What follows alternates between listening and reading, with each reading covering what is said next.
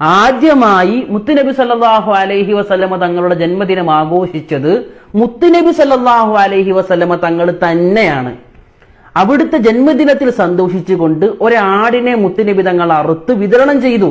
എന്നാൽ ഒരു കാര്യം പറഞ്ഞോട്ടെ, അല്ലാഹുവിന്റെ റസൂലിന്റെ സ്വഹാബികളോ നബിതങ്ങളോ താബിഈങ്ങളോ റബീഉൽ അവ്വൽ ആചാരം നടത്തിയിട്ടില്ല എന്നത് ശരി തന്നെയാണ്. എന്നാൽ ഹിജ്റ 7-ാം നൂറ്റാണ്ട് മുതൽ ഇർബിലിന്റെ രാജാവായിരുന്ന അൽ മുദഫർ തുടങ്ങി വെക്കുകയും ചെയ്ത ആ ഒരു പ്രഗത്ഭമായ നന്മയെ നബി തങ്ങളുടെ കാലത്തോ സ്വഹാബത്തിന്റെ കാലത്തോ ഇല്ലാത്തത് മുഴുവൻ എതിർക്കപ്പെടേണ്ടതാണെന്നോ പാടില്ലാത്തതാണെന്നോ ചെയ്യാൻ പാടില്ലാത്തതാണെന്നോ പറയാൻ പാടുണ്ടോ?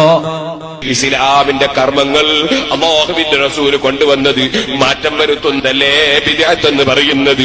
മന്നഹദസ ഫീ അംരിനാ ഹാദാ മാ ലൈസ മിൻഹു ഫഹുവ റദ്ദ്.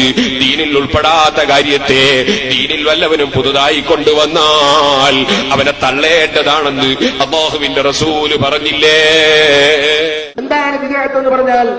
ഹിയ മാ സീദ അലാ മാ ശുരിഅ, ശറഇൽ ഉള്ളതിനേക്കാൾ കൂട്ടിയത്. ഔ നുഖ്സ, അല്ലെങ്കിൽ ശറഇൽ ഉള്ളതിൽ ചുരുക്കിയത്. ഔ നുഖ്സൻ. എപ്പോഴാണ് ഈ ചുരുക്കലും അല്ലെങ്കിൽ ഏറ്റവും നടന്നിട്ടുള്ളത്? ബഅദൻഖിറാദിൽ അസ്മിനത്തി സലാസ, ഉത്തമമായ നൂറ്റാണ്ടുകൾ, ഖൈറുൽ ഖുറൂനി ഖർനി സുമ്മല്ലദീന യലൂനഹും സുമ്മല്ലദീന യലൂനഹും എന്ന മഹാനായ സയ്യിദുനാ മുഹമ്മദ് റസൂലുള്ളാഹി തങ്ങൾ വിശേഷിപ്പിച്ച ഉത്തമമായ 3 നൂറ്റാണ്ടുകൾ കഴിഞ്ഞ ശേഷം കൂട്ടുകയോ കുറക്കുകയോ ചെയ്തു. എങ്ങനെ? മിൻ ഗൈരി ദലീലിൻ ശർഇയ്യ, ശർഇയ്യായ ഒരു രേഖയുടെയും പിൻബലം കൂടാതെ. ബിദ്അത്ത് പ്രത്യക്ഷപ്പെടുകയും പണ്ഡിതൻ അത് കണ്ടിട്ട് അവൻ മിണ്ടാതിരിക്കുകയും ചെയ്താൽ ആ പണ്ഡിതന്റെ മേൽ അല്ലാഹുവിന്റെ ലഅനത്തുണ്ടാകും. അല്ല, പിന്നെ അല്ലാഹു തആല കൽപ്പിച്ച കാര്യങ്ങൾ കൽപ്പിച്ചതുപോലെ ചെയ്യുക, അതാ ഇസ്ലാം. അള്ളാഹ് കൽപ്പിച്ചതുപോലെ ചെയ്യാം, അതാണ് ഇസ്ലാം. സുബിയല്ലേ, ക്ഷീണമൊന്നുമില്ലാലോ ചേച്ചി 4 റക്അത്ത് നിൽക്കിച്ച സുബിയാവോ? 2 റക്അത്ത്. വേറൊരാള് ഈ സുജൂദ് 2, റുക്കു എന്താ 1, ഞാൻ റുക്കുവും 2ആക്കുകയാണെന്ന് നിസ്കാരാവോ? അള്ള പറഞ്ഞ പോലെ ചെയ്യലല്ലേ, അതല്ലേ ഇബാദത്ത് എന്ന് പറഞ്ഞാൽ. ഏത് ഇബാദത്തും അള്ള പറഞ്ഞ പോലെ, പറഞ്ഞവനോട് പറഞ്ഞ പോലെ ചെയ്യാൻ. പാപങ്ങൾ അവിടെ ഒന്ന് മനുഷ്യൻ ചെയ്യുന്ന തെറ്റുകൾ, അള്ളാഹുവിനെ ധിക്കരിച്ചുകൊണ്ട് ചെയ്യുന്ന പാപങ്ങൾ. മറ്റൊന്ന് വിശ്വാസരംഗത്ത് വരുന്ന വ്യതിയാനം അല്ലെങ്കിൽ ബിദ്അത്ത്. എന്നാൽ ആ പിശാചിന് ഏതാ ഇഷ്ടം? ഇമാം സുഫ്യാൻ സൗരി പറയുന്നു, ഇന്നൽ ബിദ്അത്ത് അഹബ്ബുൽ ഇബ്ലീസ് മിനൽ മാസിയ. മനുഷ്യൻ തെറ്റ് ചെയ്യുന്നതിനേക്കാൾ കൂടുതൽ ബിദ്അത്ത് എന്ന അപകടകരമായ മാർഗത്തിൽ ചെന്നു ചാടാനാണ് പിശാചിന് ഏറ്റവും ഇഷ്ടം. കാരണം എന്താ? ലിഅന്നൽ ബിദ്അത്ത ലാ യുസാബു മിൻഹാ.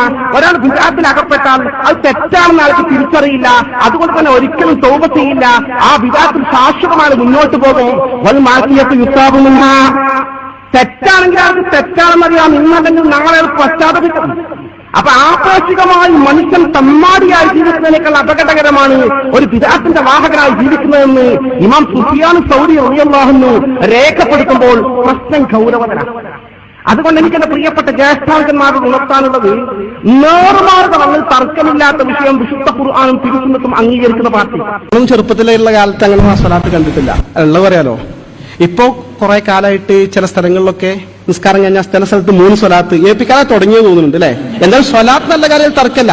അപ്പൊ ഏപ്പിക്കാർ 3 നമ്മളാൾക്കറിയാൽ 10 ആക്കിയിട്ടുണ്ട്. ഇങ്ങനെ പല രീതിയിൽ നടന്നു വരുന്നുണ്ട്. എന്തായാലും സ്വലാത്ത് എപ്പോഴും ചെല്ല, പ്രത്യേകിച്ച് നിസ്കാരത്തിന് ശേഷം ദ്വാരക്കാണ്. ദ്വാരന്റെ മുമ്പും സ്വലാത്തല്ല, ശേഷം സ്വലാത്തല്ല. അത് 2ഉം ചെല്ല, 3ഉം ചെല്ല, 5ഉം ചെല്ല, 10ഉം ചെല്ല. പക്ഷെ പള്ളിയിൽ നിസ്കരിക്കാൻ മറ്റു ജമാഅത്തിൽ വരുന്ന ആളുകൾക്ക് ആശയക്കുഴപ്പം തശ്വീഷും ഉണ്ടാക്കാൻ പാടില്ല. അത് ഒരു പ്രധാന വിഷയമാണ്. മാത്രമല്ല ആ സ്ഥലത്ത് പ്രത്യേകം സ്വലാത്ത് 3 സുന്നത്താ വിചാരിച്ച ബിദ്അത്തായി. ഒരു ഇസ്ലാമിലെ മസാല അങ്ങനെ. ഇപ്പോ നിസ്കാരത്തിന്റെ ശേഷം 3 സ്വലാത്ത് ചെല്ലൽ, ദ്വാന്റെ ശേഷം 3 സ്വലാത്ത് ചെല്ലൽ പ്രത്യേകം സുന്നത്താണ് വിശ്വസിച്ചാൽ തെറ്റാണ്, അനാചാരമാണ്, ഒഴിവാക്കപ്പെടേണ്ടതാണ്.